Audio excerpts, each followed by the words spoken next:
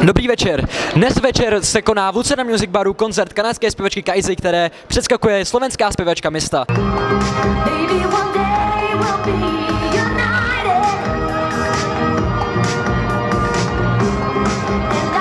Tak jaký byl dnešní koncert? Byl úplně skvělý, já jsem si ho naozaj užila.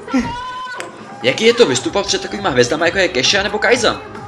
Potom, teda po mojom predskakovaní si pozrieme vystúpenie tých veľkých hviezd, no a vždy sa snažím niečo z toho priučiť, niečo si zobrať, pretože naozaj sú to borkyne v tom, čo robia. No a pre mňa je to veľká česť, že môžem vystupovať takto. Jaká byla atmosféra? Myslím si, že super. Tak si pripravíme hlasivky a ideme! Say ho! A vy? Say ho! A ideme? A co plánuješ pro tenhle rok? Tento rok mám toho veľa naplánované, tak dúfam, že sa aspoň niečo z toho splní.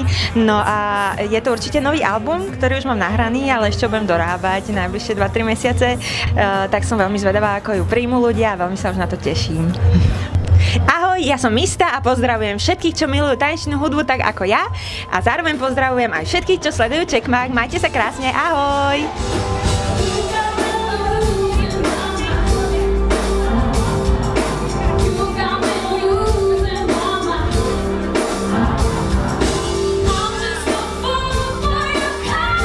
Jak se vám líbil koncert?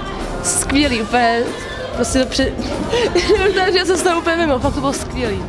Líbilo se nám to, pěkný, super zážitek. Perfektní.